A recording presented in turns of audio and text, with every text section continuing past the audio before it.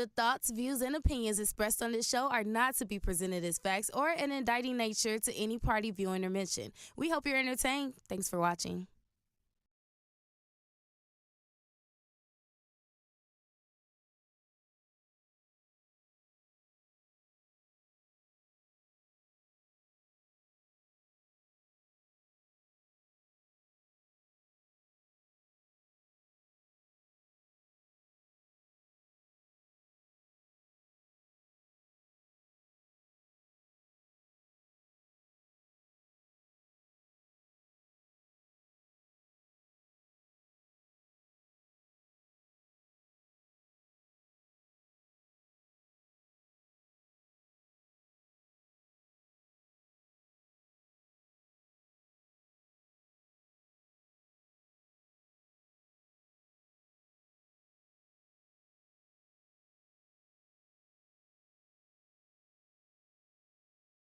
That's all. So we not on YouTube. Cody stressing Cree out, y'all. Fuck it, that just canceled the whole show. No, I'm hitting that. We gonna talk about something. Why is the Echo Joy coming in with the snacks? It all go back to the shit. It do. It's definitely Cordero's fault. You cannot call my government name no more. Yeah. Cordero. Why you calling my government name? I ain't did. Thank How you. it might not work? What's wrong? What technical difficulty? Oh, so we not on YouTube right now? No, we are. We are on YouTube. Yeah. Chris just said it wasn't over. We up now. Oh, ain't no sound? It sounds she on mute. Yeah, we were just muted. Make sure Oops, sorry. speaking into the mics for me, please. That's all. A little mute. You got the Milky Way? Yes. That's Oh, a I tick. just. It's a tick. You did say Twix or Milky Way. That's definitely what you said. This ain't magically delicious. I'm sick of you. Did you order anything? No, he didn't. Happy Wednesday. Welcome to episode 66. 68. 68. 68 What's the Word Live. I'm here with the co-host Bree Specific. Chris Nephew in the back. Cree in the back on production. Crip in the building. Joy just went to the store and got us snacks. Yay. And I'm Cody, man, the man with the plan. I should have told Cree this shit in advance. Shall we wrap? We good? All right, cool. Let's get it going. All right. So there's been a lot going on in the news today. It's like 2 weeks since I talked to y'all. Bree, I ain't talked to you in like a month. How you been? We was just on the phone a couple Real, days what ago. day First off, remember you called me and asked me was I going out for St. Patrick's Day? And I was like, I don't think so. I'm staying in the house. But then I started to go out and I called you and you didn't answer. But then I saw you was out. So why you ain't answer the phone? You called me? You want to check your call log? I can if it's in there. I'm sorry. I didn't ignore your call. Yes, you did. Because you was already out. You didn't want to be bothered with me. Even though that may be true, I would have never ignored your call. So, yeah, I just said that to say it ain't been no month, but I've been good. You just do your little, your whole little, your head move. You be like, Yes, because you be stressing me out. big head up. How was your St. Patrick's Day? St. Patrick's Day was cool. I stepped out for a little minute. I ain't really like, I'm part Irish. You know what I'm saying? But I had Bro, the Irish people gonna beat you. That's like a black person saying, y'all know I'm white. Y'all know a lot of black people are in Chicago Irish, right? But you're not one of them. I am.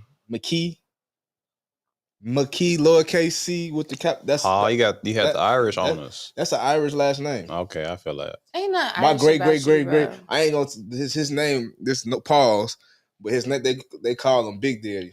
My mom and them. You was calling him Big Daddy? I never met him, but I would have called great grandpops no Big Daddy. But he was Irish. You was gonna do whatever they. You sure he was Irish? Yeah. So why you ain't never tell us this before St. Patrick's Day? I've always told y'all. No, this. you always be talking about you Dominican. We know good and goddamn well that ain't true. Dominican on my daddy's side. Yo, daddy. So which way? So never mind. Hey, let me ask you this. Like this, since we talking about the daddy side, my sister made up a good point the other day. She said she hate being the daddy side of like the kids, because the daddy side always get the short end of the stick. Is that a true thing? What you mean the daddy side of the kids? Like if you got nieces and nephews, but it's like in my case, like my brother got all the kids, and my sister got some kids, but my brother got kids. Like I'm on the daddy side, so when my niece and nephew, like that's my uncle on my daddy side. No, my daddy's side. I like my daddy's side of the family. Okay.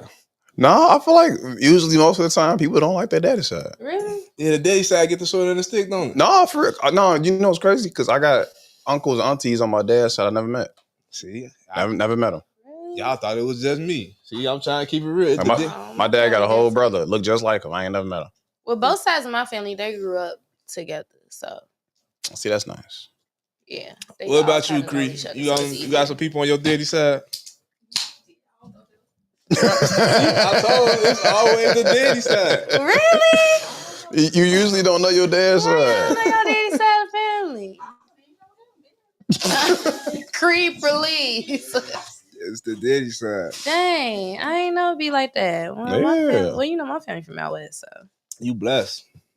I'm grateful. You gotta be blessed. You know your daddy side. That's yeah, like Ray Sean, my cousin on my daddy's side. See, y'all got superstars on your daddy side. That's where all the famous people at. What's the cousin you be trying to get jump people on your mama's side or your daddy side? My mama's side. That sounds about accurate. They don't got nothing to lose over there. Mama's side never had nothing to lose. Yeah. Mama's side, but believe it or not, the They daddy side, you don't know them, but they be having shit going on. Yeah, they be like in their own lives. They be like doctors and shit. Your mama's side be like ghetto and shit. No, wait, no. That's how my mama is. That's facts. That is facts, though. I'm not gonna lie. Like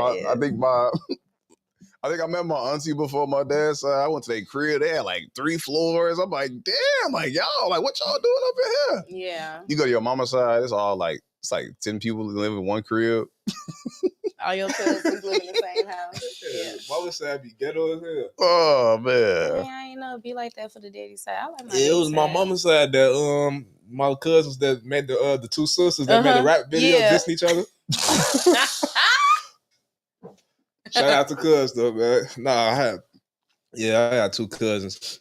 I ain't gonna tell you why they was beefing, but and they dissed each other in a rap. Yeah, they like on some real shit. Like real? They made a rap video dissing her talking shit, and then her sister was in the background with the background dancing and shit. That's funny. That is so funny. Shout out to cuz though. But yeah, it's stupid over there.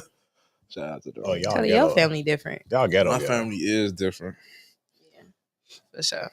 Yeah, what was that at the thing after the house? After my OG died, this is how you be knowing like you just can't be around your family so long. When something happened, I literally when I say like 8 people in the house had guns. It's just house. Yeah, everybody just unstrapped like who? I'm like, yeah, dude gonna run ahead. He gonna run to the wrong crib. Shit. I'm like, yeah, I gotta get away from these motherfuckers, man. That's crazy. Well, other than that, I hope everybody had a good weekend. Weekend was good, man. It was a lot of everyone's good. A lot of dope shit happening. I was at South by Southwest last week. Oh, how was it? I heard they shutting it down now. Are they shutting it down? Yeah, no more music. Yeah, no more music. No, they getting rid of an extra day or something like that. I can see why, because everything that I had imagined South by Southwest to be from just like coming up in like 2015, 16 era, it wasn't like that. Damn. But I had a good time. I connected with some great people. But no, it was fun. It was a lot of things to do out there, so I had a good time. I had to speak on 2 panels. Shout out to WeWork and Soho House Austin and Femme It Forward and Next Gen Film. What else? Leave me alone.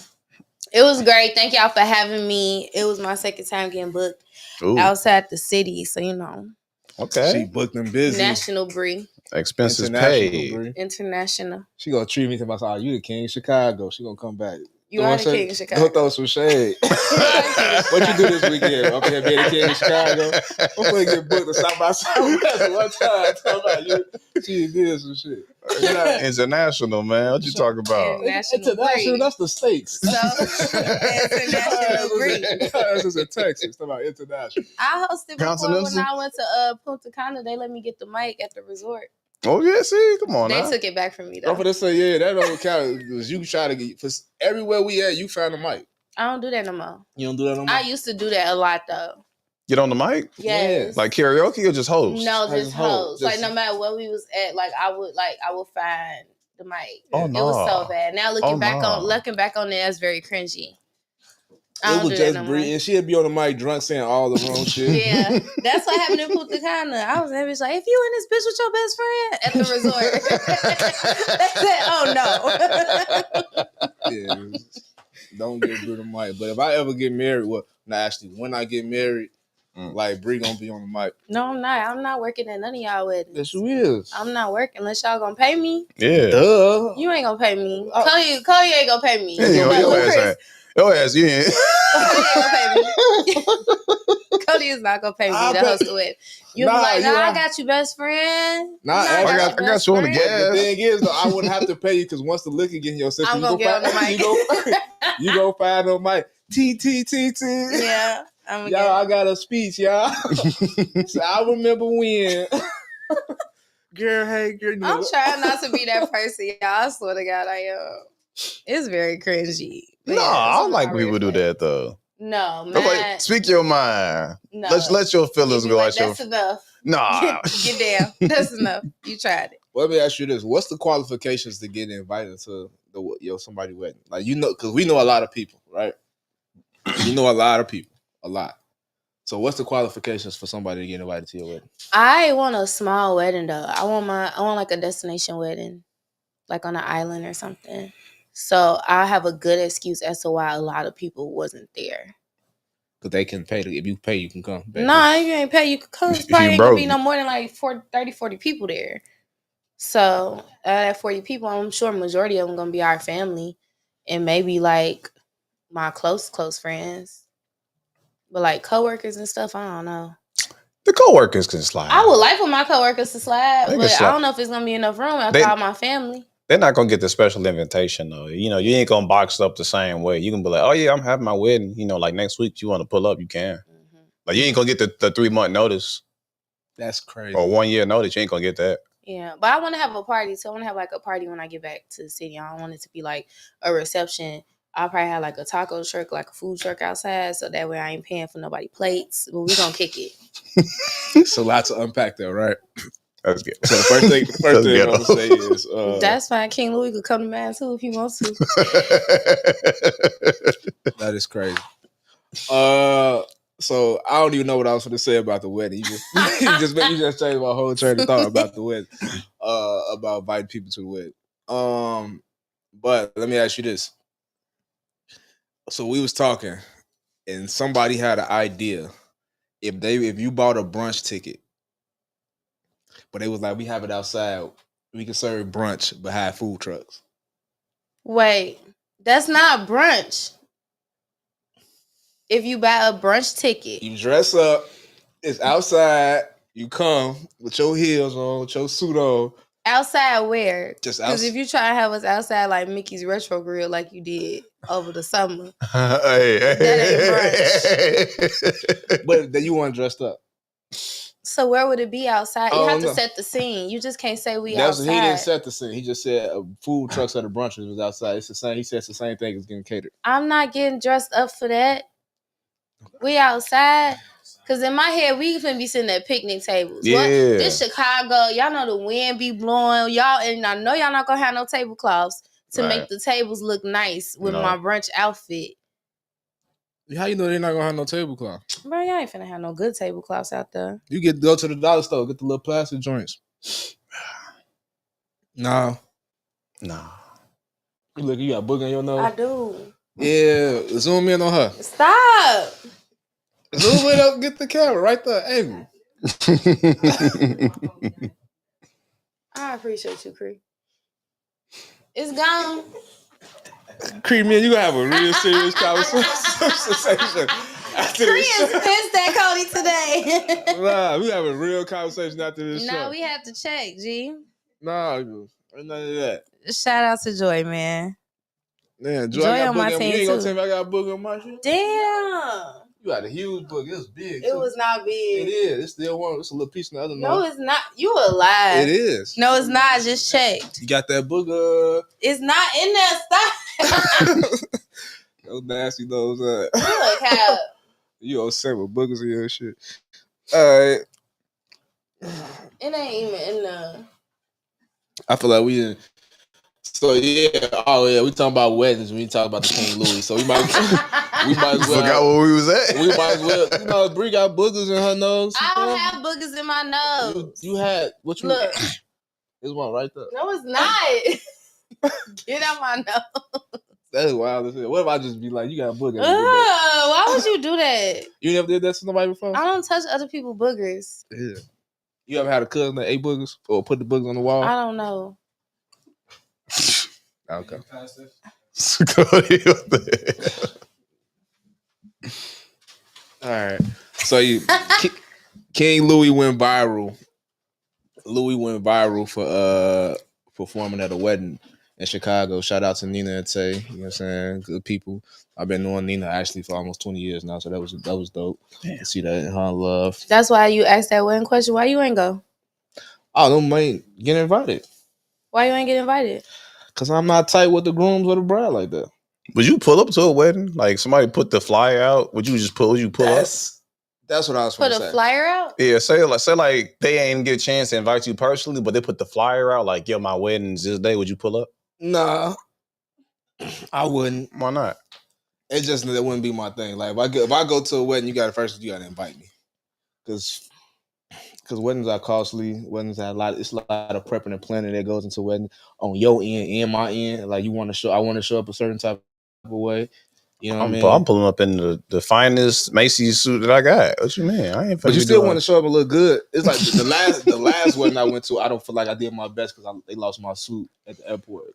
And I was coming back from Mississippi, so I just wear anything. But I like to show up, have a little something at weddings. But shout out to them, and they, you know what I'm saying, doing their thing.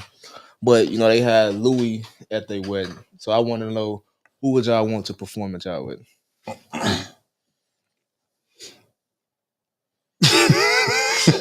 To perform what part of the wedding? Because you got that part of the wedding where the bride walking down the aisle and they usually have somebody like singing, and then you got the part of the wedding at the reception. If it's the reception, I would want Boosie to perform at my wedding. You look like you want Boosie. I can see that. Turn it's not even a joke. I can see that though. I don't think honestly, nobody. Really? Nobody, not at all. Why not? I don't know. I feel like you doing too much. It's my wedding. Like, what the hell you trying to get on the mic for? What you trying to sing? It's my party.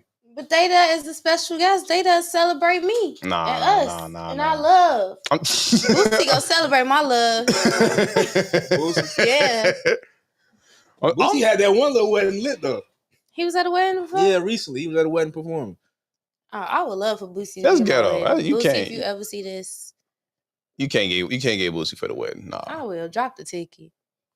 I probably, for me, I think I would want Miguel, D'Angelo, John Legend, Jagged Edge, John Legend, Jagged Edge, 112.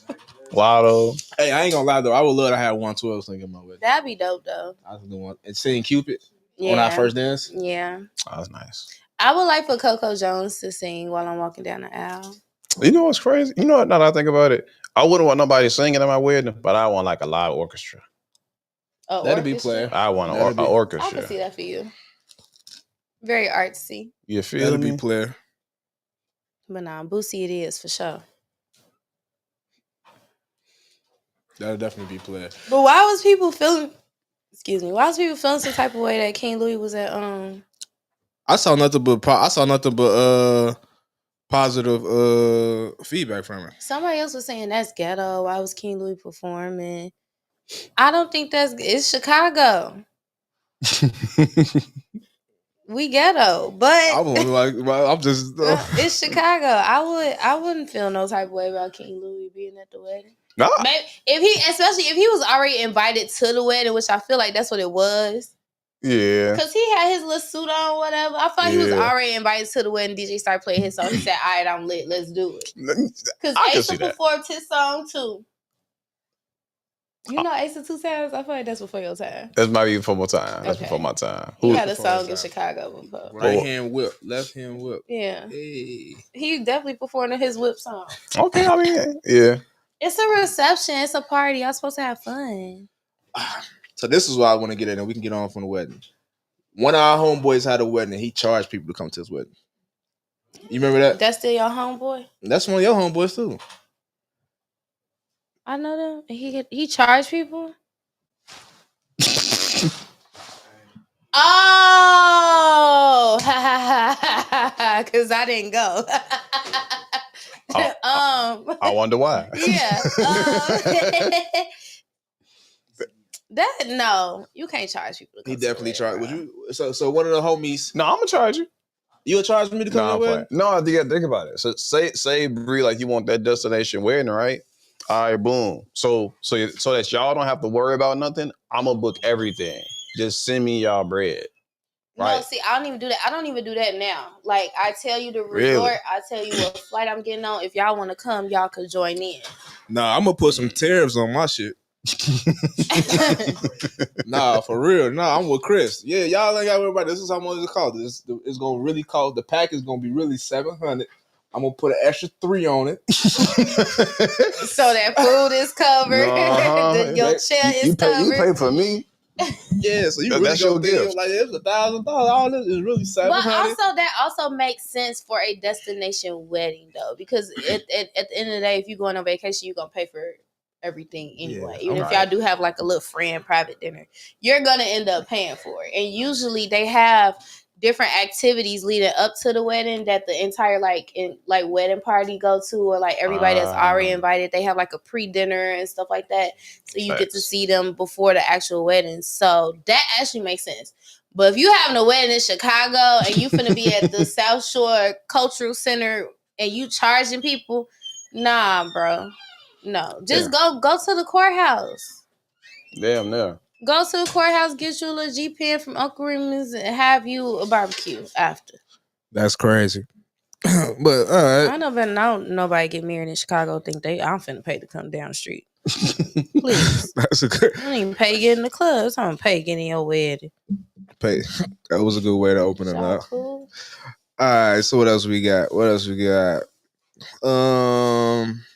The St. Patrick's Day thing was pretty cool. I don't know, the black people getting mad about people celebrating that. That was just like you can put your energy somewhere else. I ain't really fuck with that.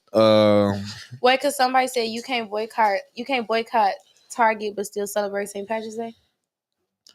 That don't even make sense. It's not even that deep. It wasn't that deep. It wasn't that deep to even to go over. It's not that deep at all. Where we want to go? Chicago. Y'all want to go? Y'all want to get people? Y'all want to get people their flowers, or we want to go into like the serious stuff? Who flowers we giving? It's a lot of flowers. I'll start. Well, I want to start with. I want to shout out all the state champions from the city of Chicago. Oh yeah, Kenwood girls basketball. Kenwood won. DePaul. I think that's like a private school, not CPS, but they won state. Right. Diet low end 51st. They won state. And then who else won state? Somebody else won state. Another Chicago Hope. They won state for the first time. Basketball. Shout out they out west. Boys. Yep. I didn't know that. So 4 teams actually won state. Three boys and 1 girl. Oh, Chicago going crazy. Yeah. So shout out. So shout out to them. Shout out to Ronnie Fields. He coaches Chicago Hope, so that was dope. That's your homie. No, he's just a legendary basketball player from my well. I probably didn't know Ronnie Fields. I don't know basketball players like that. He played with Kevin Garnett at Farragut. So Ronnie Fields, he's like a legend. Oh.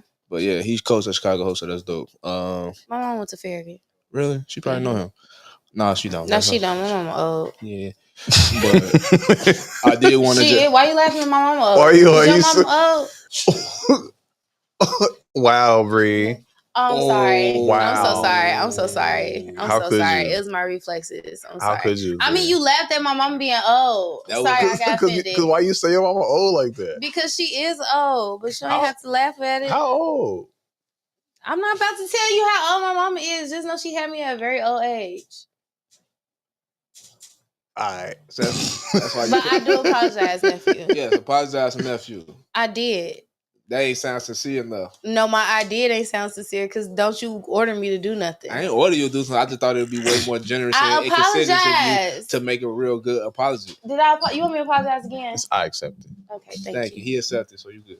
I'm sorry. It was my reflexes. I should not have done that. Yeah, no, we understand. But we gonna switch at break because I'm not this energy today. What you mean what energy? I miss you. Stop. I'm gonna break my nail. Move. What else we gotta talk about? No. Congratulations to them teams. Congratulations to them teams. I saw an amazing game. Shout out to Joy. Got me courtside at the Kenwood versus Rich Township game. So Rich Township won, didn't they? Yeah, Rich Township won. So it was courtside watching that game. That was when I was USC? Yeah. I do want to say I like the direction of just the direction of just high school basketball is going.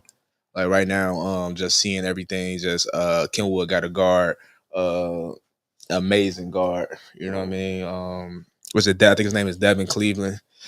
Just seeing that, seeing the recruits that Simeon got going on, seeing what everything that Coach Tim is doing over there, just seeing like all these teams win a state, like being able to cover like just high school basketball this year and just getting back into the fold of it was I want to say it was a breath of fresh air, but it was just like a dope feeling to be like involved back in that coaching and just being around it. Like they packed out the UC, like I don't know, it's something different, right? It's something different. I think like the shift in culture of like that's how important that was to Chicago at one point in time.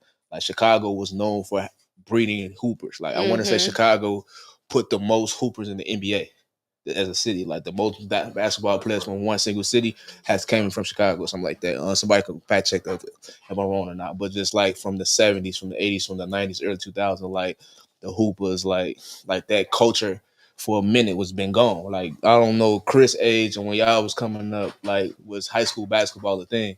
But when we was coming up, like that was like how people want to rap now, like the rap culture scene. Like high school basketball was the shit for us. Yeah, for sure. So just to see that come back, like I was excited. What high school you went to, Aisha? Hell no, I went to Thornwood. Oh no, HF they cool, but they not Thornwood. Ain't y'all around the corner from each other? Damn, no. They like 25 minutes away. Yeah, I went to the Wood. I was at Thornton. The Wood is crazy. And then Kenwood versus Simeon. I can't wait to see that next year. They had some great games this year. I can't wait to see that rivalry. That's gonna be a rivalry that everybody gonna need to see. Like it's gonna turn up. Like can't wait. Can't wait for basketball season next year. I'm more excited about that. You gonna take us with you next year? While you sitting courtside? I mean, everybody get the calendar invites to come to the games. Don't nobody ever want to go. I didn't get invited to no courtside game. It's high school basketball. Every game is courtside. I didn't get invited to the courtside game. Every game is courtside. Thank you, Joy. Thank you. That's what we like, problem solving. Shout out to them, man. What else we got? Pastor Hannah and New Life buying shutting down the liquor store on 79th. He was on the radio today. Yeah, so that was dope. I was in church on that on 79th this weekend. They sat down. They bought the liquor store out and that turned it into a grocery store, dentist, mental health facility. Office space. It's all three of those? Yeah. Wait, so it's going to be a grocery store, a dentist office, or whatever? What else? Office space and food pantry. So people can come and get food that needs. Nah. What you mean, nah? I don't. The reason it got shut down is because of T.Y. from No Limit. That's he got killed in the store. Yeah, he got killed, and he said his mama went to that's her cousin. That's her first cousin. That's her first cousin. Yeah, his mama went to. That's my brother's best friend, T.Y. He got killed. That's why the store got shut down. His mom is a member at New Life. She was there. Yep. She was there. Had Pastor Hannah reached out to her, gave her a hug and everything. Like, yo, we did this because of you. Your son got killed in there. Yeah. R.I.P. T.Y. Real 79 legend. R.I.P. T.Y. But I'm interested to the nephew. I'm interested why you saying nah, that's not gonna work. It's too much. I feel like it's too much in one spot. a grocery store, a dentist office, office space, and what y'all say? I just feel It's like a it's too lot on much. 79th Nah. anyway, though. It's all in one That's building. my All in one building. neighborhood. That's my neighborhood. It don't exist. So you can't tell me where that's at in that neighborhood.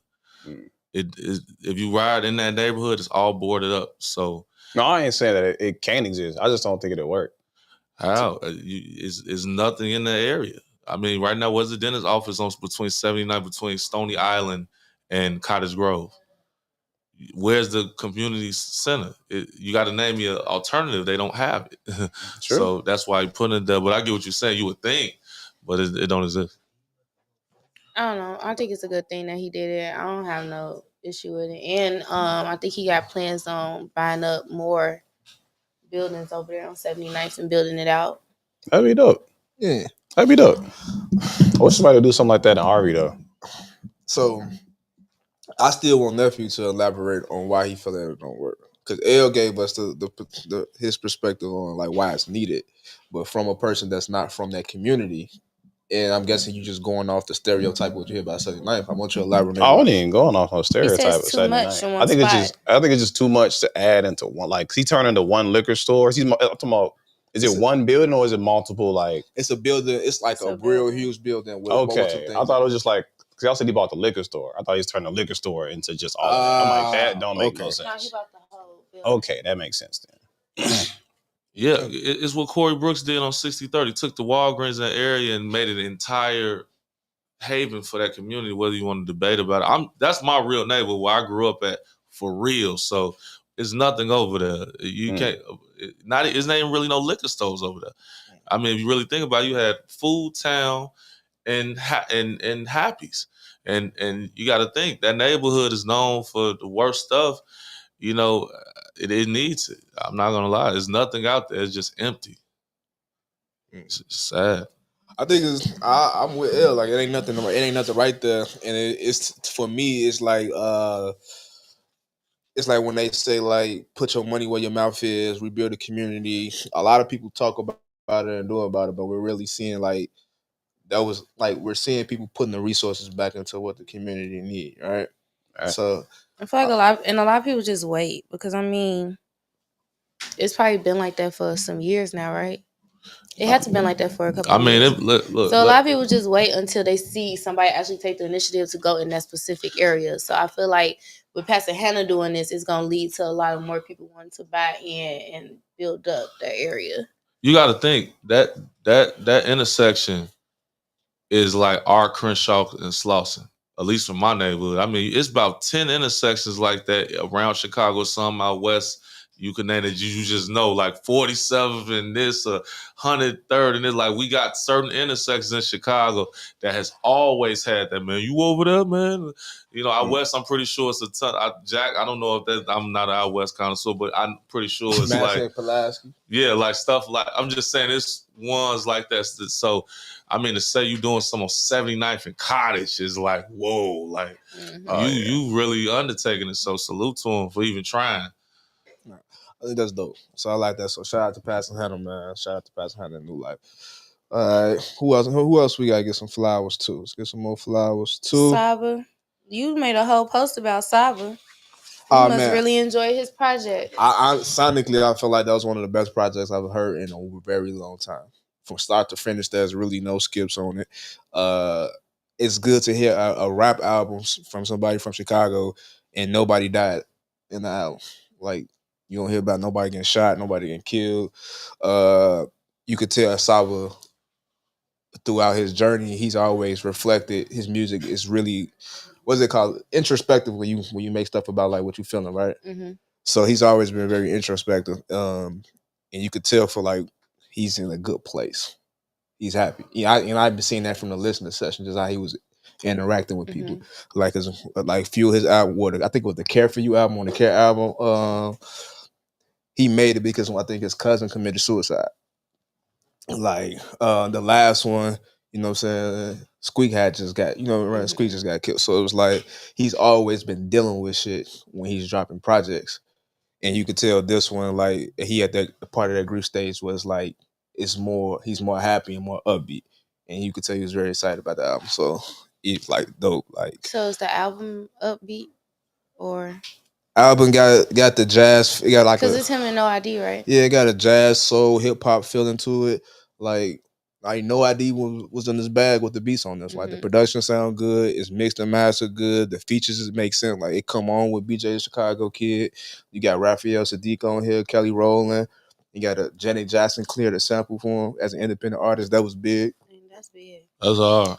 Yeah, so the project itself is just like Janet really a Chicago girl, like low key. Y'all just they from Gary. That's around the corner. They just like they cousins probably. You don't.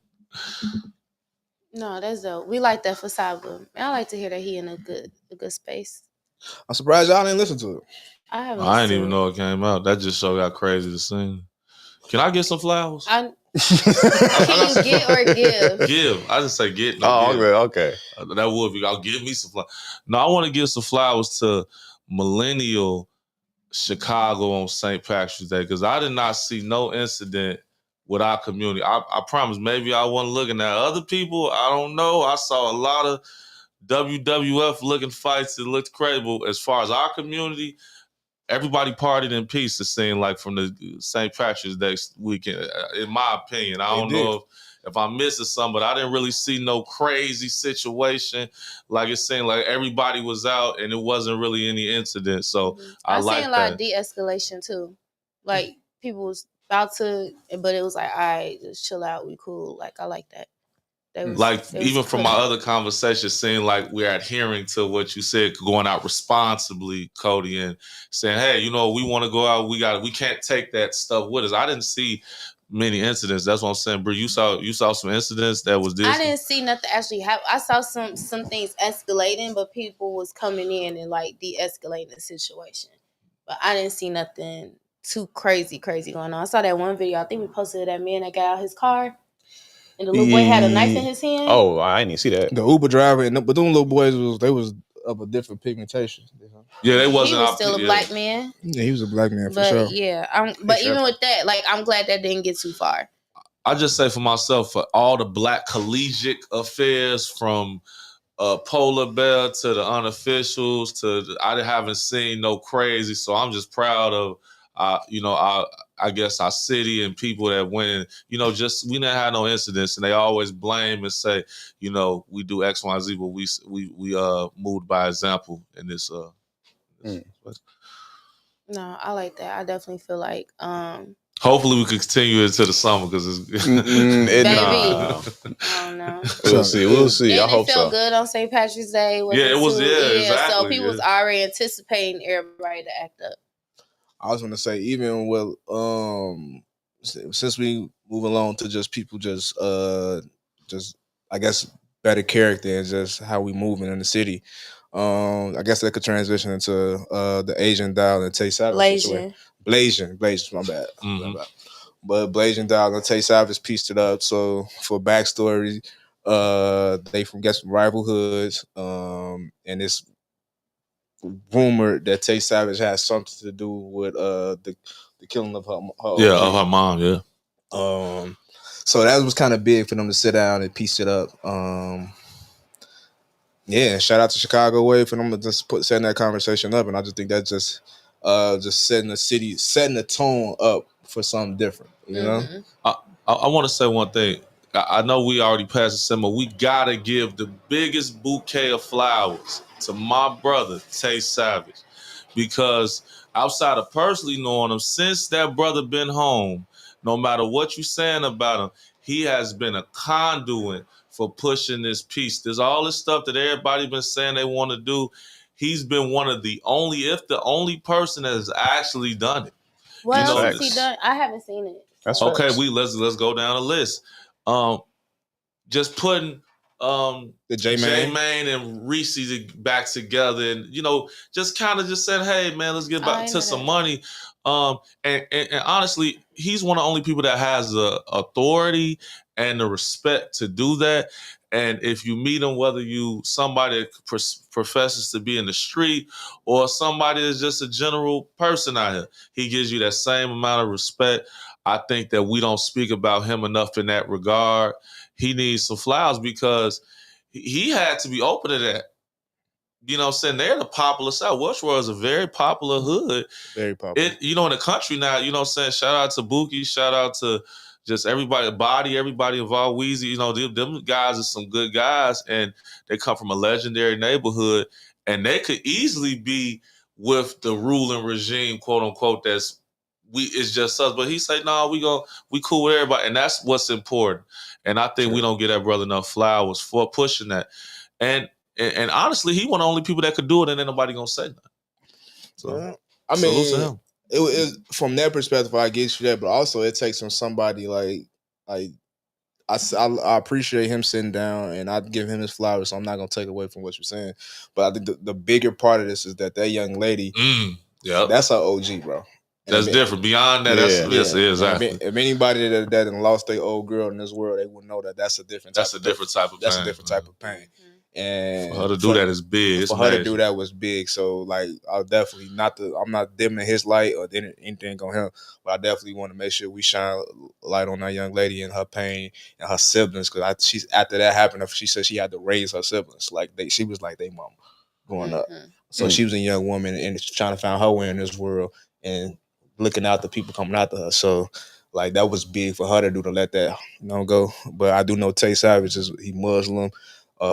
This is the month of Ramadan. I know he been praying, and he just been, when people start following God, when you do godly stuff and start following the light of God, everything follows suit. Everything follows suit. So like I said, I hope this is just a step in the right direction. Even to be honest, just speak on her because I don't want it to be perceived, but her pain in those interviews prior to spoke volumes, and I think you had to be a really dark person to not see that back then. Like, man, she's speaking about that. She's so young and she's talented. She got real talent, man. I think that was a moment in hip hop, because what if Pac and Biggie could have did? I mean, that was just any situation where two people could have sat down and really did that. That was amazing. Look how many. And nephew, I want to get your thoughts on this too. Look how many legendary Chicago rappers we done lost because of beef in the last decade. Imagine if Duck and them could have said that and be like, all right, y'all just stay on y'all side, and y'all stay on side. We can be good and make music. Imagine if Von and Rondo and them could have just patched it up. You know what I'm saying? Absolutely. Like, just so many people that we could have just seen just in recent years, they could have just sat down and just be like, you do you and I do us, and that would have been, you know what I'm saying? That would have been good to see. But it would have been nice. It would have been nice. I think people are a lot more wiser now. Like, I think back in the day, a lot of the internet fueled a lot of like beefs and like retaliation towards each other. And I think now people are realizing that there's money to be made instead of just talking shit about somebody. I think it's a little wilder now than it was back then. Yeah, absolutely. You think it's a little wilder? She's saying 100%. Sure. Really? It's this flip. Yeah. We're getting sensible because we got something to lose, and I say we as in the younger culture, younger millennials and Gen Z in this music and entertainment thing. You look at a lot of these dudes, they coming with that energy, you know what I'm saying? So it's flipped. Yeah, they don't care. I mean, like when have you ever seen a celebrity call somebody else's their kid's retarded? We can't say the R word, but you know what I mean. Like but you know what I mean. But that's crazy. You can say that that's just Kanye though. No, that's just Kanye. But think about the position and not the person. But then you look at people like 50 Cent too, like a lot smoking on the exactly. Yeah, like they taking that. They getting wild on the internet. They getting wild. That's only a select few though. No, we talk about two people with like really big egos though. We ain't talking about just like regular like. More normal-minded people, right? 50 Cent got a big ego. Kanye West got a super crazy ego. Kanye West feel like he's Jesus. But even on a local level, look what was going on with John Monopoly and JB. Like, everybody is going to the internet. Yeah, we're not speaking on that, but everybody is going. I don't know who that is, man. Like, I don't know them brothers, man. Everybody is going to the internet these days. I guess my question is because I mean I'm familiar with Tay Savage. Now I know Blasian Doll a little bit more, but do y'all think that that's influential enough for it to change the narrative of pushing peace, because a lot of these rappers do be like, oh yeah, we pushing peace now, but they don't really be pushing peace. No, pushing peace sound cool. I'm gonna say something, and it's gonna be very controversial. I think pushing peace was an easy way for the rappers that wasn't in the quote unquote BD coalition to assemble in. I'm not disrespecting them. The fact is whoever put the stick in the ground as claiming first, and they got there first. That's just the facts. Keith popped and everybody else in that ecosystem kind of came with that. And you saw 10 years of those artists not getting fair shakes. You saw glimpses like P. Rico hang with me and Duck and stuff, but we never saw the consistency that rappers from that other side had. So the pushing piece, even with J Man going into O Block, oh man, he's doing this and that and he might have genuinely felt that way. But to answer your question, is not strong enough because the attention of that op music is greater than ever. Mm-hmm. Everybody talking op. It's the most popular stuff in the world now. So it's only going to get worse. To be honest. I don't think so. That's my opinion. I think so. I teach teenagers and they be talking about their ops. You on the ground? They be walking past in the lunchroom. So before Chris get to his point, or is it pressing? No, that's really just it. I'm like, I don't know. I feel like I can see both sides of it getting like worse and better. Okay. Like, I know the kids nowadays got crazy shit. They got some crazy artillery, right? Artillery is crazy. They do got some crazy shit. But I see like they also look up to some of the older rappers, like a Tay Savage or like a Reese or like even a J Man in a way, right? So I could see them kind of taking some small advice for them to focus on other things and just like op shit. But then what'll happen is they'll start rewarding the most savage artists again. See, they'll counteract that progress with more rewarding of the digression. See, it's like, okay, the biggest artists out here, they got fullies, 100 shots, and she's right. She on the ground. She's seeing what they talking about. Like it's that, bro. I think y'all all making valid points. I did want Bree to elaborate on what she was saying because I don't think you really got it. You just said like I'm on the ground with the kids. They talk about us. So what is that like a good thing? Or do you feel like pushing peace? Because I didn't get you got a chance to elaborate. So that was just to respond to him saying like op music pretty much trumps all of everything else that's going on right now because that's what the kids listen to. They like that op music. They like having ops. They like feeling like these are, and the kids that I teach, most of them be females, like 16, 17 years old. And she'll say it, and even when she say it like, oh, it's just some girls that don't like me, but it's like the influence of just her saying, oh yeah, those my ops. Like I gotta get my birthday together because I gotta do my big one on my ops when I go to school type exactly thing. Yeah, like it's just it could be minuscule to her, but the influence of it is impactful. What she's saying is spot on. We talking about the ghettoification of America. Because like right now I was looking at a Texas game, University of Texas, and they were playing Texas A&M, and I think Texas A&M lost. This was a couple years ago, and the Texas sign is this. This is their school sign. Texas A&M was throwing it down. That's gang culture. Mm-hmm. That's gang culture. Now that has transitioned into collegiate sports. Because of through the rap music, through whatever the case may be. And 10, 15, no, maybe like 30, 40 years ago, it was a clear distinction between these neighborhoods and the rest of America. Through the internet, you got Crips in Green Bay, Wisconsin. You got GDs everything and a melting pot. It's everywhere now. So when she talking about now it's just pop culture. Mm-hmm. You know what I'm saying? If you got Serena Crip walking at the Super Bowl, that's a real organization. But the Crip Walk is popular. It's as American as apple pie. So is gangsterism American?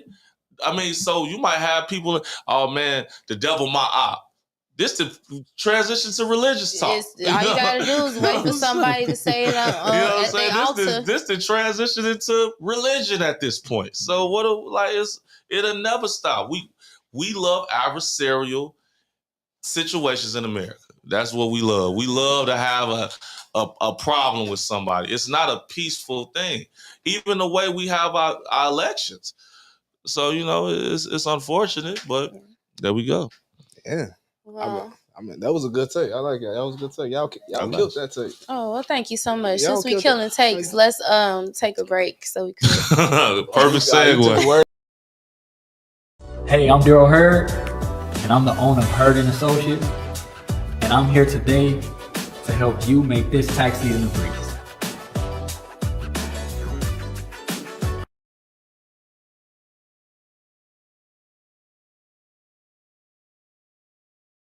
Never forget, I get a phone call. Hey man, the Fed's at the store. They want to see you. Well, what triggered it off is when they came with that demographic of us doing more numbers and Sears Robux. Yeah. Like we doing 10, 15,000 a day for Christ's sake. This whole urban section back here never existed before. They were like, where's the money at? Like, where'd you do it? I was like, bro, they wanted all our documents, failure to file. You guys have been indicted. When they called us predators, they locked all of us up. Everybody they can for anything and anything paid.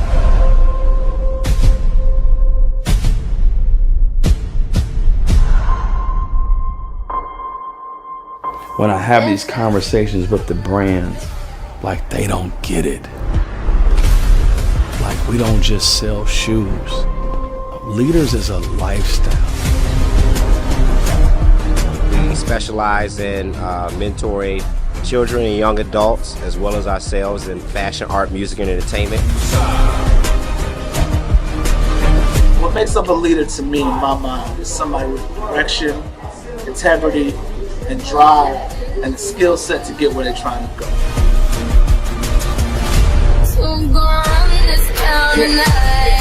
Leaders has definitely been one of them stores that's been like rocking with us. The only limitations that we'd ever have are those that we place upon ourselves.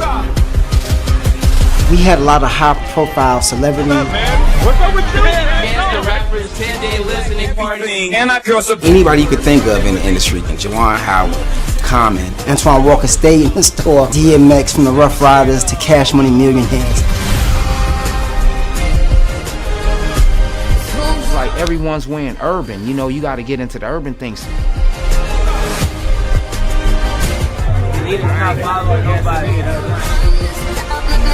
Everyone's seeing today. We just wanted to grow. Like we came from nothing. They don't understand what I went through in the 80s and 90s when people weren't fucking with us. There's a dotted line to a lot of people from leaders.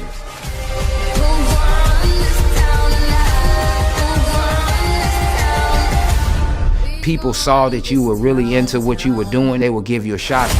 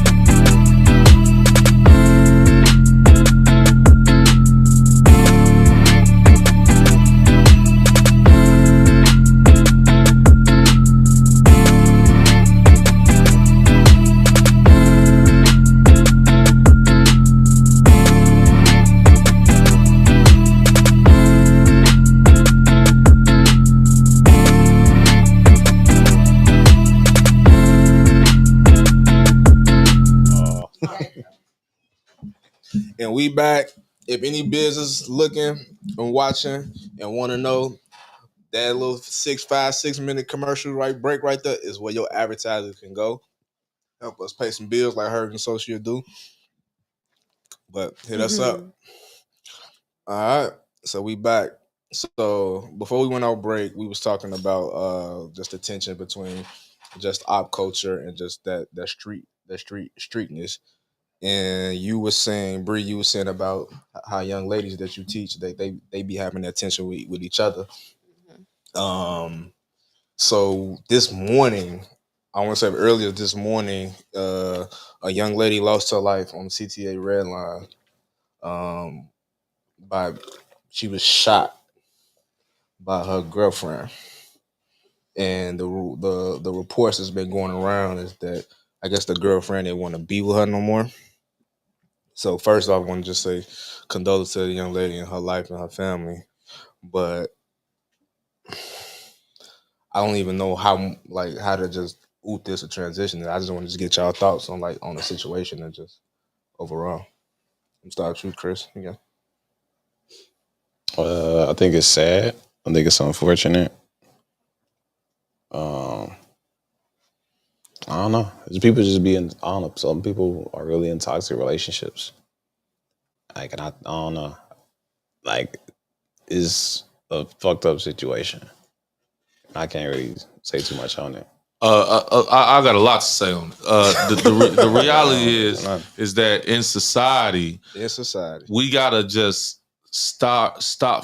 We have to stop buying into this culture of fear. If you don't buy these shoes, they're gonna laugh at you. If you don't got this haircut, this whole thing. I don't know the situation, but I know people, and I don't know the age. What were the ages? It was around 25 to 30. Come on, you young in life.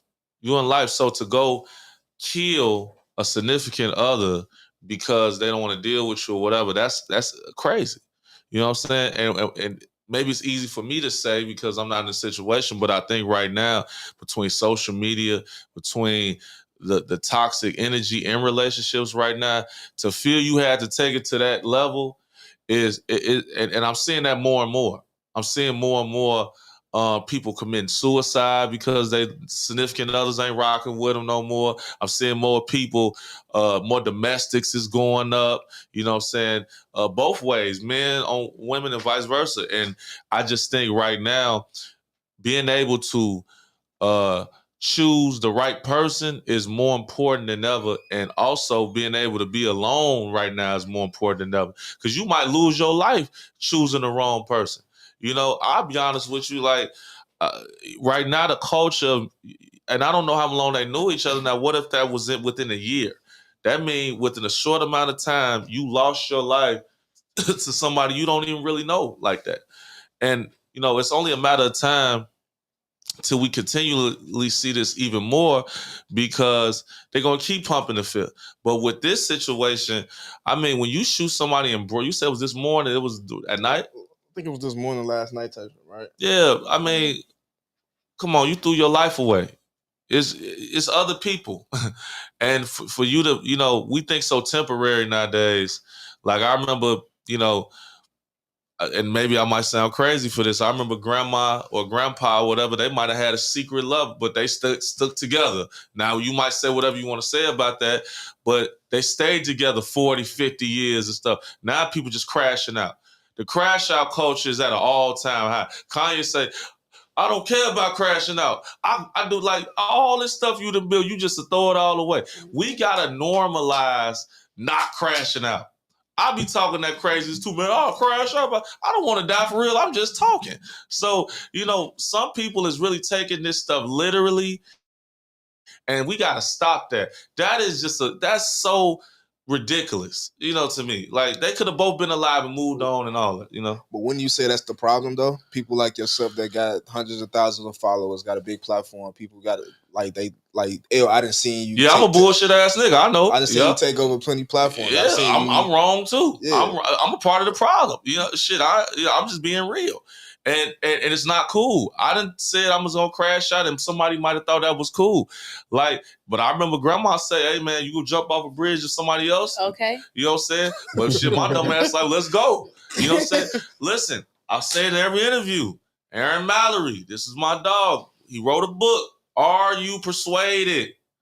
Are you persuaded? And we are persuaded by situations, man. People be sitting there thinking, and you'll be putting it in your head like, man, I bet she with somebody. I'm gonna go, and then you're sitting. I give a great example. This is super personal. This show you how real I am on what's the word. My mom just bought a brand new truck, $100,000 something truck. Worked all her life. Now she got it right, and not even 20 minutes after she got it, she was like, man, I thought this shit was gonna make me feel better. Mm-hmm. I don't even feel like after that first 10 minutes, it didn't even matter. So that temporary whatever she got off of doing that to that girl, and I don't know the circumstances, so I'm in ignorance on it, but from what I'm hearing, and taking that girl's life, now you about to sit in jail for the rest of your life for somebody you probably didn't even really know like that. That's just is I could see crashing out about your kids. I mean, it's certain things to crash out for. I get like, you know, I could see, but it's like not that. So just to hear that and on the red line, so you threw it all away on the damn train, on the bus. This is how low niggas is mentally right now. At least kill a nigga at Madison Square Garden. You know, I'm just you be like you was just you was doing so good. I tried. Oh no! I do want to shift it. I want to shift it. It's not a funny situation at all. I do want to shift it, but I want. But it's sad. You know, red line is how cheap can you be? Bruh, stop, bro. Stop. Because it's. I want to take the conversation here, right? Because another part about it was the recordings of it. Like it was people recording her body. Mm-hmm. Like, damn, they just shot this girl on the red line. They shot like people trying to resuscitate her and everything. Like, what's y'all take on that part of it? We're very desensitized from that part as a society, just as people. People want to record everything. People, what are you recording it because you really concerned about this girl and you don't know if she have identification on her and you want somebody to see it that might know her so her family can know. Or whether you recording it because you like, dang, somebody just died. I'm right here. My views finna go up. You finna be following me. Or you want to record it because you feel like you the hood journalist just because you got a phone and you be around. So, people are desensitized to it. I want to add to I want you to stop. I want you to keep going. But it was a comment that somebody said that, yo, like, this is the new news. This is the new media. So we need people to record this stuff this is how information gets out. You don't need that. You don't need to see that. You don't need to see that. Just because you able to do something don't mean you should do it. Just because crack is right there, you gonna do it? You might. That's what your face giving. I'm just saying something. But it's like, no, some things you just don't do. Like, just because something is available for you don't mean that it's meant for you to do. I agree. You the cameraman. I don't record nothing like that. Yeah, like, and then what happens? People trying to get out the jam. Like, save yourself. This person might be ready to spray the whole CTA train. I mean, that's real, and I'll be liking and this one of the main reasons like I love for Chris to chime in on these situations because he's coming from the Gen Z. Like he grew up with nothing but cell phones. Like he grew up when the internet was like when your adolescent years. It's like when you becoming your thought process and when you're developing, the internet and cell phones was a thing. For us, when we was developing and coming up, like we were still. I had cell phone. I mean, no, it's the difference. It is, but I had a cell phone. Don't make me sound this. I'm just saying though, like our first cell phone. My cell phone was black and white. It had like snake on it. Yeah, they cell phones was iPhones and touchscreens. You aged me too young. I'm not that young. You was Nokia. I had a chirp. I had the Boost Mobile. I had the chirp. And how old were you when you had But chirp? you still couldn't record. I was like 7. You was like 7 years old. So when you matured and like actually can be like cognitive about things and coming to your own and picking out your own clothes. So let's say 12, 13 is when we come to that maturity age. Right. 12, 13, what year was that? 2012. 2012. Damn. Yeah, you had 2012. You was able to go on Instagram and like be like, all right, you was able to go on YouTube look at and this style and yeah. Yeah. So it's like y'all coming from an era where they record everything, where the internet is everything. If you don't see it, it didn't happen. So Look, I have to say this, bro. Let's have a real conversation. The worst thing that they could have ever did for niggas is put cameras on these niggas' telephones. Can we not say that word? I'm sorry, on these black people telephones.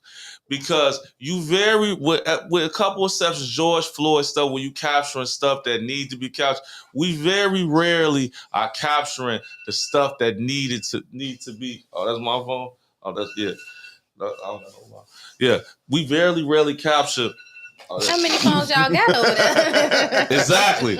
That's Clippers. We very rarely capture the stuff that really matters. But you see 10 niggas doing this, 10 people do this, one girl. We capture the worst part of our society and we put it on presentation to the world. I feel like we captured the good and bad parts. I just feel like there should be a limitation on what you're capturing. Okay, let me ask you a question. What is the perception of the image of the black man and woman globally based on what we put out? Not the images on TV. I'm talking about what do we, based on off them phones, what is the image that we cast globally? What you mean? What's the image that we cast globally? There's a lot of different black men and women in the world. There's not one type. No, we're not talking about the types of black people in the world. We said the image that's prevalent of the black man and the black woman to the global stage based on what we issue. What is that image? I feel like there's no answer to this, because if I was to think about the image of a black man, a black woman that we would portray globally, I would say it would be, it's not nothing negative. I would say is it not? I don't know, because you say Listen, I'm gonna ask the question one more time. A global image of a black person, because because when you say that, I'm thinking of like Beyonce or Jay-Z. That's what I'm thinking. Black love. I'm thinking. We talking about the global image of a black people globally of the black man and woman currently.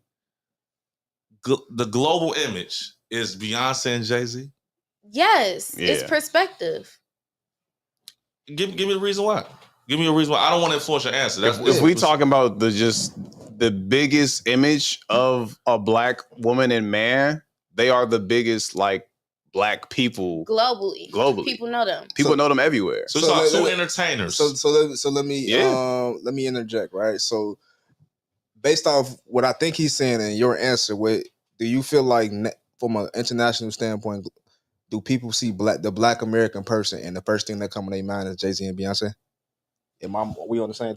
Yeah, or positivity, like she said, because you said they see a positive image. That's what if I'm in New Zealand, if I'm in England, if I'm in Australia, if I think of the black American, the first image is gonna come in my head is we can't answer that because we in New Zealand. We're not Australian. That is true. It's coming from us, if it's coming from me personally as a black woman and what I put into my life and how I want to digest information and algorithms and stuff, I can see a successful black couple. If it comes from somebody who may have grew up different than me, they could probably see basketball player that might be married to a singer or a rapper or something like that. It's perspective. You can't just say like everybody feels like the initial image of a global black man and woman is somebody that either been in jail or somebody on the streets or like a rapper or somebody that's been a stripper or shaking ass.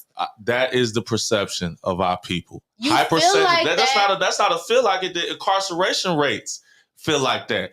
The perception of the education system and the funding feels like that. Like, let's just talk the facts. The perception of the black man and woman globally is a beggar, a vagabond, and entertainment. A permanent underclass. I'm not saying that's what we are.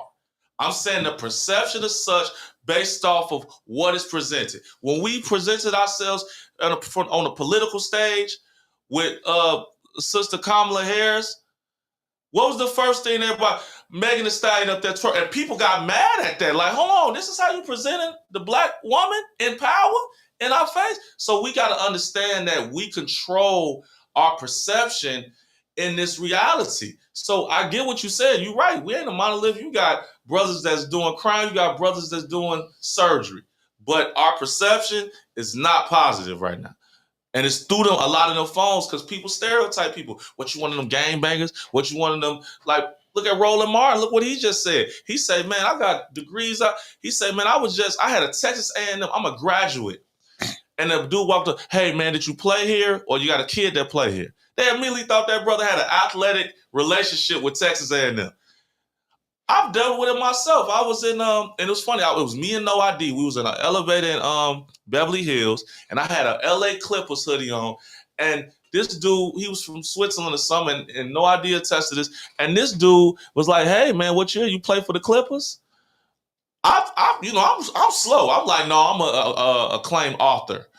Oh, what book you write? I just started lying. You know what I'm saying? What the point being is, I was mad because my real reason being in that hotel, I was a musician. So I'm just saying that we got to change that, you know. But our perception right now, like, man, let's be real. If you see a young dude with them dreads and all of that, whether he could be in UCLA med school, if you don't know him and he dressed relaxed, you're gonna automatically associate him with something negative because of the image of stereotype. And people gonna stereotype. But I guess my next question is, how do you change that, or how do we evolve from the mass media just digesting all of this, the negativity, or like the fighting videos? Because most of the fighting videos that come across your TL is black people. They be in the hood. we gotta start. Yeah, they be going. Look at you. They be going crazy. They make you stop and watch. We gotta stop rewarding bad behavior. But it's not always us that's rewarding it. It's the mass media. No, that's us. Man, them niggas knock that nigga like we do the silliness. I think it's all. I don't know. I feel like it's all like just dependent on what you like looking into. Like that's all your algorithm. Like a bunch of black people's gonna pop up on your timeline because you black. I'm pretty sure you liking posts about black people, right? You're gonna see black people fighting. Like if we was white, I'm pretty sure there's white videos of people fighting white people like each other. Like, but we aren't white, so we aren't gonna see that pop up on our timeline. I'm pretty sure pop news doesn't pop up on y'all timeline. Or nothing like that. No, I don't get white teams. I mean, white. You feel you don't get the white share. You don't get them talking about like Timothy Chalamet and all of that. Yeah. Like who? Exactly. He's a white actor. He's a white actor. He's popping. But like we're not getting all of that because that's not our field. That's not the world that we live in. So we're not gonna see that kind of news. So I'm personally hearing everybody's side. Bree wants to know how you fix it. Elder says we reward it. You're saying that's what you don't get on your feed. So you getting it on your feed because people are rewarding it, because people are engaging in it and they're sharing it and they're recording it. That's what he's saying. Right. She's saying, well, how can we stop it? So it always just boils down to just moral of the person who got the phone. And just kind of turning it back to the young lady that lost her life on the CTA line.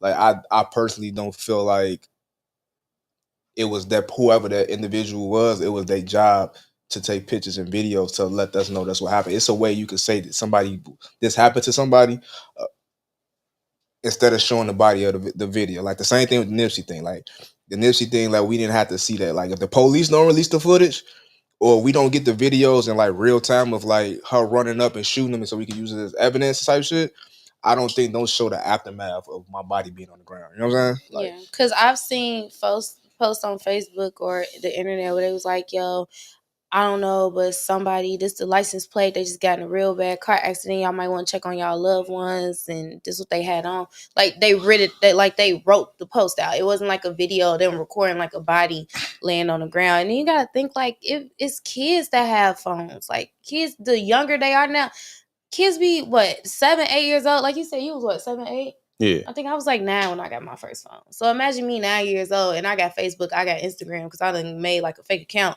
And I'm seeing like this.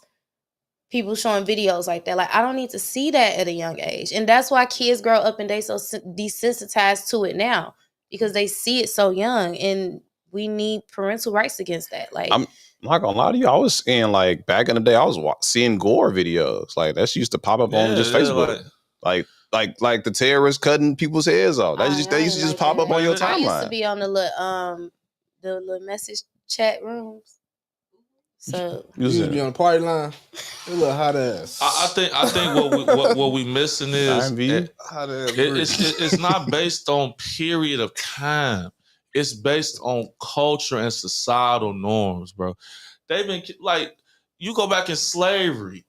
I know you hate when I go to slavery, but everything go to slavery. I don't hate it. It's just well, that's this our one history. This one can go to slavery. Go ahead. Yeah, I mean, you have white kids, black kids seeing people being mutilated, people being shot, duels. I'm not just talking about slavery violence to the slaves. I'm talking about white on white violence. People was dueling, shooting. You could just shoot somebody. Well, so we have that culture of we don't have a, like, let's say in Japanese culture, it's even the deers kneel because they have a culture of respect. I'm not saying that that's been total, but for the most part, they have a more, even in certain African cultures, it's more of a culture based on respect, love, dignity, honor.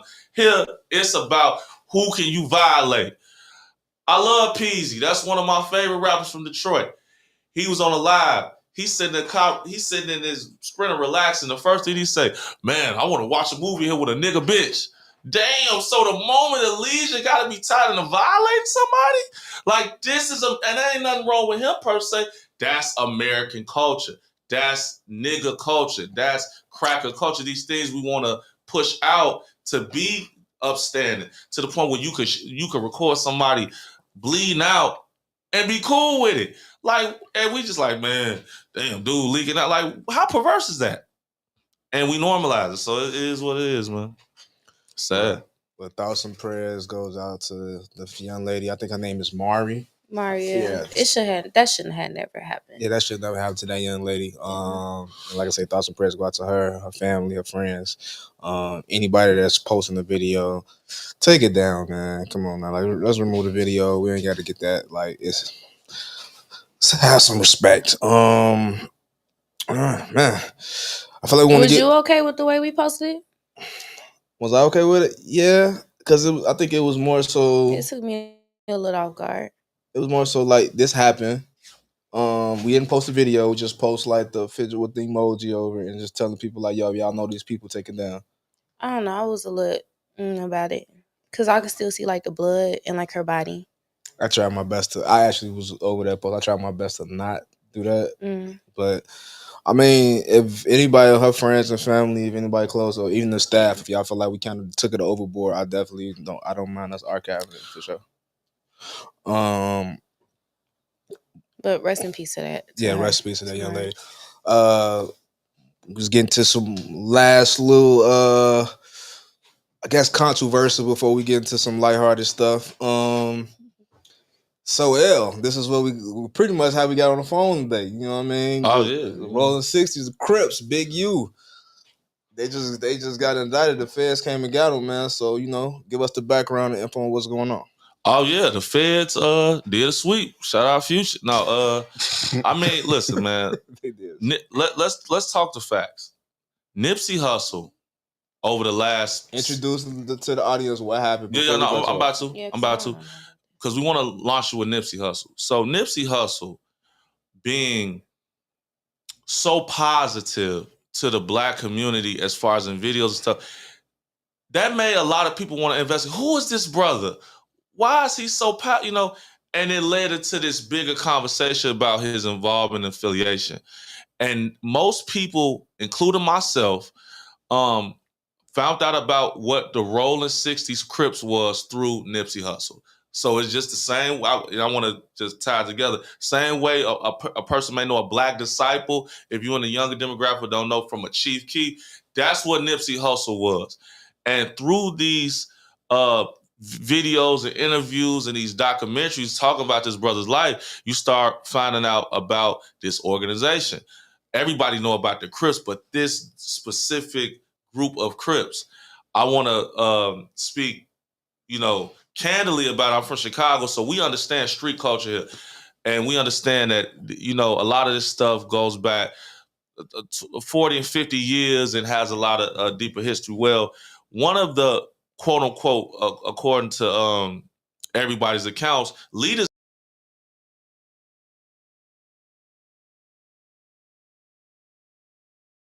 for a while. And then he went back out there. But Big U is a reputable from the Rolling 60s neighborhood in Crenshaw in LA.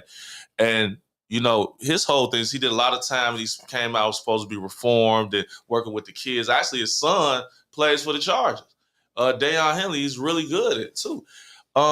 So, according to this paperwork, they're saying that throughout this time where he's doing all this positive stuff, he still was actively still running and in leadership in the Rolling 60s Crip organization, and actually has some ties to having what ultimately happened to the brother Nipsey Hussle occur, which is one of the things that he's being convicted with in this superseding indictment for the entire Rolling 60 car, similar to what's going on with OTF. It's a Rico.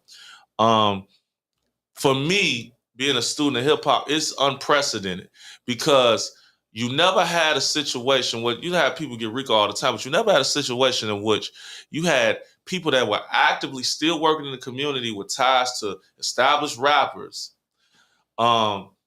be in, I guess, Rico'd and having something to do with a ring to extort them at the same time while making money off of them. And all of this be kind of backed in evidence by what we're doing right now. From the No Jumpers of the world, the Clubhouses of the world, that is the evidence. So you just saw this happen on a state level with Young Thug. And everybody end up doing what they ultimately did, telling or staying silent or whatever the case may be. But never on a federal level. The United States government is essentially using YouTube videos to convict a street gang from that started in the 60s. This is unprecedented. So now, this is, I guess we could, you'll shed on what's the word. Well, you got the United States attorney having this press conference in LA saying, hey, all our evidence is from these dudes on No Jumper. Like, let's put this in perspective. So now the culture of journalism and hip hop journalism and also street culture and all this is under attack. I would say it's unfortunate because now a lot of the story, now let's say hypothetically speaking, let's look at the situation between Tay Savage and the sister Blasian dog. They are from two separate entities. What if the government uses that to validate that these are two organizations? They could. The peace turns into the jail. It could potentially happen. This is precedent. So, obviously it's new off the race. This is my quick analysis. I may be wrong about some things. I may be right about some things. But what I will say is this. This is one of the biggest or most popular street organizations in America. It's in Atlanta. It's in everywhere. Lil Baby closely affiliated, allegedly. Don't put that on Lil Baby, man. No, that's what they said. This all public record. They got. That's another thing. It's a brother named Bear Claw that's tied to the whole. And they got him in there too as the chief of the Atlanta section of this. Now, this is all alleged. This is what these people are saying.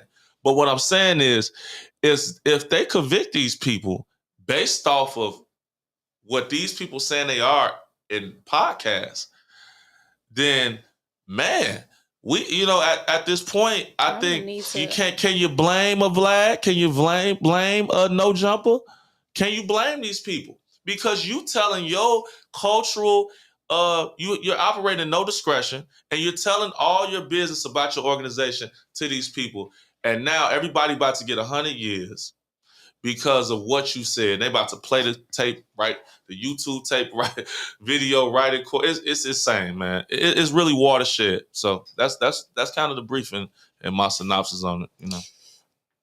You seem very amused by this conversation. No, that's funny because I've been telling people that I know personally this from like years, like, bro, it's just like, because I hate to see when niggas posting on black people, like, you posting online, you talking like gangster shit, you showing guns off to people, all that internet talk, all like in like videos, all that. I told my homie, like, bro, stop posting your guns on the internet, bro. Like, stop posting on your story like your guns and shit. He's like, man, police can't see that shit. I'm like, bro, if they really want to see that shit, bro, they can see that. Find it. They can find and that it shit. never goes away. Even if you try to archive it, never goes away. It doesn't go away. They got people that hack stuff for real. You feel me? And he'll be like, my page private, so like they can't see that shit. Like, no. They can see whatever they want to. They just choose. If they choose to like mess with you one day or put a case against you, they can find that. Even with people that like I remember on Facebook a couple years ago, like people was like, I don't give Facebook permission to look at my videos or like use my information. I'm like, bro, they already got it. Like, you making the post saying that don't mean nothing. They already got your stuff. Like everything that you put on the internet can be used against you. Now, I want to piggyback with what you just said. Now, think about the culture of about quote unquote snitching. We just think that with Big U and Big Meech and all this and this whole thing where we Gunna and all this where we criticize or we eradicate people from the culture we feel did not remain honorable in situations where they decided to operate in that capacity. Now you got all of these artists wrapped up in this situation by name in one of the biggest papers and publications on planet Earth, LA Times. And the U.S. federal government is proceeding this, is pushing this, right? They saying these people was in murder, extortion, prostitution, everything you can name under the sun that the devil involved, and they say they did that, right? Now watch this. All these people up here, everybody don't got the same financial status. So you about to see what just happened and with the brother Young Thug down there, all his friends turn, whatever. You're about to see that same thing happen with them guys. Only thing is, hey, all them guys is tied up in other situations. Ain't the brother Brick Baby tied in with the situation with the brother Lil Durk? I don't know nothing about No, that. I'm just saying he's tied in. That's the thing in that case, talking about something that happened with Lil Pop and all these people. And this is not God, this is public record. So now what if I got some information on him. See, it's all messy and it all brings our community down. We got to be able to stop evangelizing street culture. I know it's hard. But what's going to happen is the same thing. The people going to come, people going to tell, and you're going to start honoring the people that you felt took all this time and other people that did. You a coward. And then now we're going to alienate people. And then now it makes it what people don't want to do music or people don't want to be involved in this stuff. But that's what I'm saying, though. It goes back to Chris's point earlier. Like, why, and your point as well, like, why are we championing music where we're talking about killing and we're talking about putting up guns? I don't think it should alienate nobody. It should be a wake-up call for this next generation that's most of them not really even like that anyway to not do this shit. People want what they can't have. It's like a fantasy land to them. 100%. You just hit it right on the head. I don't want to say the whatever, but the powers that be reward the most ignorant people they could find. But they don't have control over with the internet. They don't have control over. And you right. I ain't even gonna Bree y'all right because people they love. Before we get into white people loving violence and N-word shit, our community, our community, love that shit. It started here first. Yeah. When your little cousin's 2-3 years old, when he cussing and bad, y'all be his little bad. We encourage it. Mm-hmm. I mean, even back in the day, like the movies I was watching Scarface. Scarface was one of my favorite movies. Goodfellas. Godfather, man, even worse than that, state property. I mean, we support that. Listen, we still running this like the plantation. When grandma say, "Oh man, look at that little heifer twerk her butt," I'm hearing this. Grandma said, "No, I ain't know." No, but young grandma, not the not the grandma. My grandma would have smacked. But let's talk the facts though. Like when we gotta think, we just gotta talk cultural, and it go back to like slavery. No, not even slavery. I wouldn't go never like even with like the juke party called the hypersexualization culture. We going? No, you're right. You're right on that one. You're right. I mean, he right though, but at the same time, there was you was in there at like 10, 11, 12, but 9 years old. It wasn't. It depended on where you was from. You knew it wasn't Right. Think That's about your it. Man, ex. parents was like, I ain't finna let you dance on the boy. Like, this was a thing. Yeah, I remember one time me and my friends, we was in my basement fake juking on the wall. Came down like, what is y'all doing? Man. Like, blue jean marks on the wall. We was That's No, she get it. This the cult. This is the for culture. real, but you have to. But I feel like it's with the parents. Like your parents literally have to. You have to set those boundaries. If you don't set those boundaries at a young age, they think it's acceptable. Gee, I can't get a juke though. I couldn't. You could juke, but it's like even when I was younger and I first started juking, like I How old you in the juke parties? I was like 12, 13. Exactly. Yeah. Think about that. Think about a kid. That's a kid. But you knew you wasn't finna just be juking 24/7. Some people feel like juking is life. That's why they start stripping. Yeah, but I want to. They don't know nothing else. Juking translates to stripping. Yes, they pull their t-shirts. Tick, tick, tick, tick. Next thing you know, they Adriana. No, for real. But that ain't right. But this will bring it all together. I'm talking about from the girls, the girls having ops, from the hypersexualization, all that, from the drill stuff. Think about this, like even think about their neighborhood and LA culture, and Cody know this, and even you know this. Y'all from where y'all from? You can't help it. Mom or dad live. You just like for me. I'm from Drill City. They call it Bloodhound now. I'm not no active gang member, but that's my neighborhood. Mm-hmm. You know what I'm saying? It's kids from over in that area, the Roller 60. They just from over there. Mm-hmm. And then one day they might just be an athlete and they not on that, but these they friends, and something happened. They get caught and up. now you in, and like, so it's are you persuaded? I preach that. This brother from the low end. You from the west side, y'all made a conscious decision to say, no, I'm gonna make something better in my life. I'm going to school, get my degree and make it happen. So a lot of the people that's in them organizations and stuff, I feel bad for them because they probably was just good people. And all my 4 friends or my brothers or my cousins, we just grew up in the 60s. That's what we are. And now, whether we active or not, so a lot of people be getting caught up in stuff and they just from over there. You know what I'm saying? So that's the problem, is that, we have lumped each other on top of each other, and this society has created these roles. Oh man, he from, like, even when you was talking about with the thing with 79 and how this guy that bought this up, and it's dudes over there, oh, he ain't from over here. Well, he helping. Oh no, but he ain't from, man, he ain't one of the members. What do you mean? He's a pastor. Same thing with Corey Brooks. Oh man, he be rocking with the BDs. Just because he over there dealing with them. So we got to understand, like, even with the indictment, like, you saying rolling 60s gang, and yeah, these niggas say, they saying all this stuff, but it's a lot of doctors, teachers, lawyers, people that's from that neighborhood, and whatever their legal defense is, they got to draw that distinction. Like, yo, man, it's just a neighborhood where poor black people was in, and we was trying to make it happen. And the gang connotations on it, we understand that, but we trying to change this neighborhood. And I think that, it's just sad because now it's open season, because if this precedent is set, we finna go to the guys over there, the guys over here. It's a neighborhood in every city in America that some black people is at saying they something.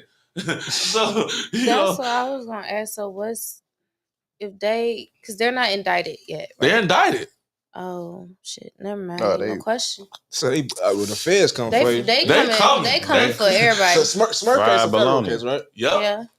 For OTF, because they saying that only the family is a street organization and section of cats that's made up these other organizations that is running a continual criminal enterprise where this dude is the head. Mm-hmm. And now this is what we got to talk about too, because the street guy in the last 20 years has been replaced with the rapper.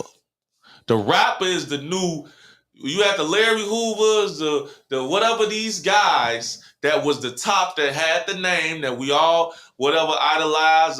Now them guys is the rappers.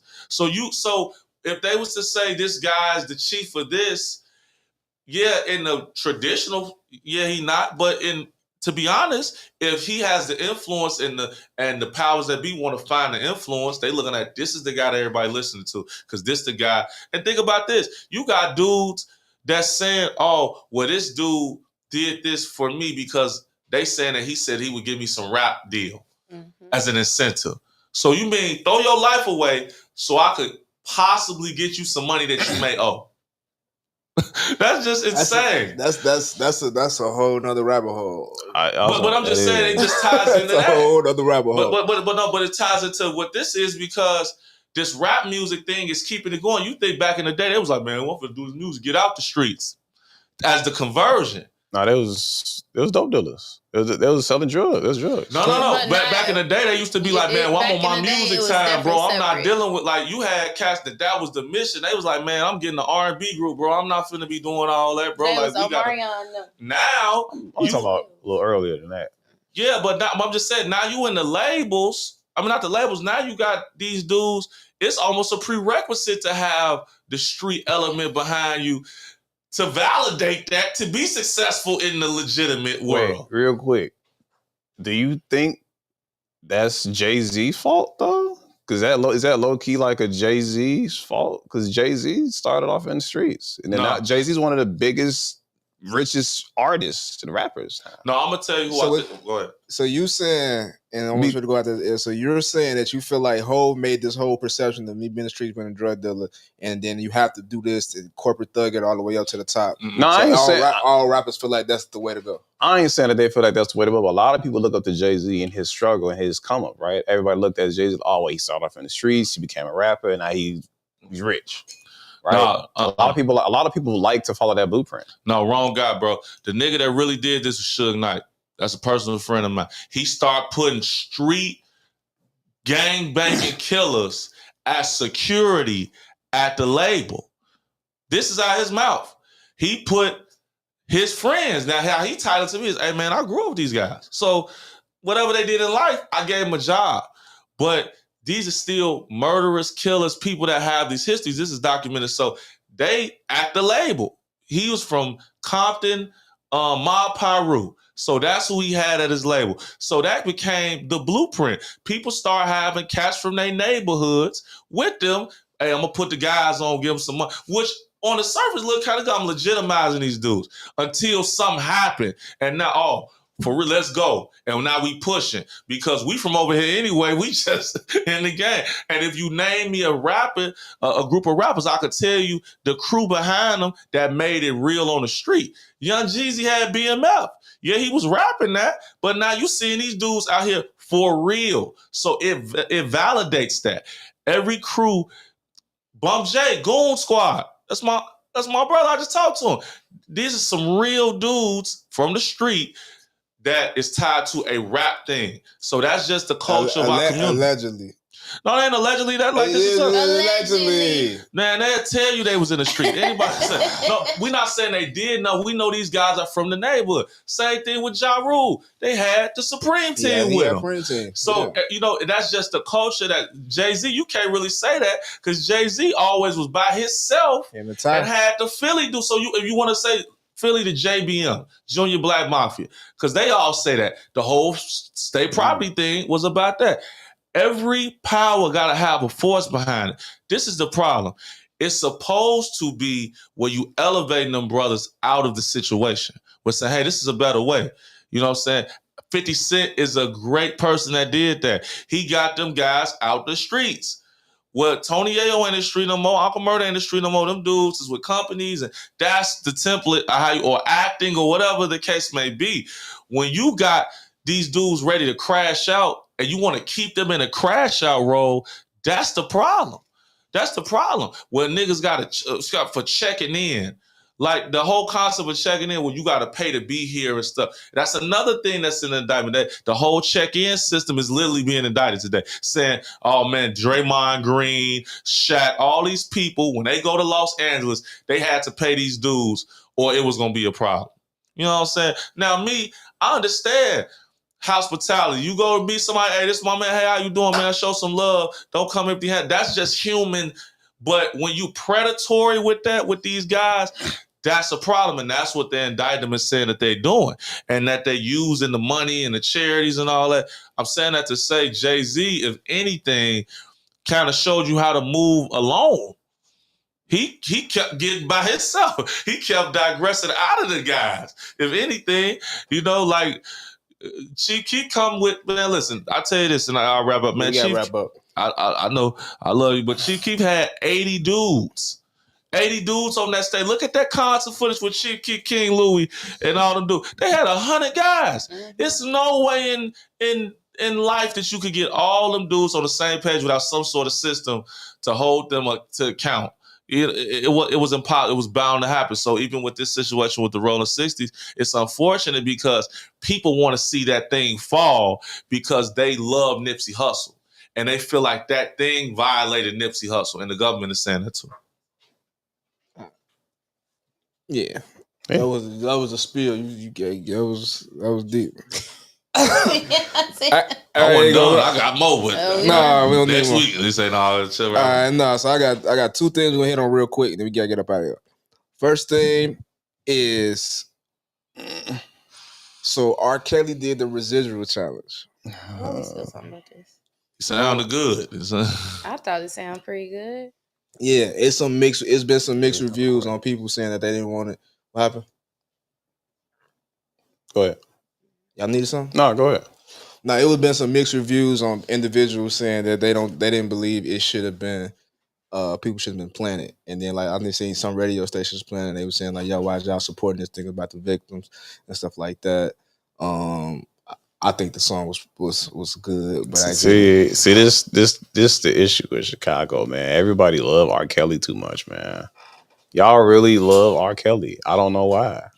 I get it. I can understand. He makes some really good music, but I don't see how y'all can really support him nowadays. I don't see how y'all supported him back in the day. R. Kelly won a 1,000,000%. Why? Oh, please, my God. What? Matter of fact, never mind. God, because R. Kelly, and listen, we got to separate this. R. Kelly as an artist and R. Kelly as whatever he did is two different things. No, it's the same person. It's not the same person. He's the person that made the music. What I'm saying is, his actions as a man, I do not condone whatsoever. Allegedly, whatever happened, but I'm saying the music, I can enjoy the music and go about my life, bro.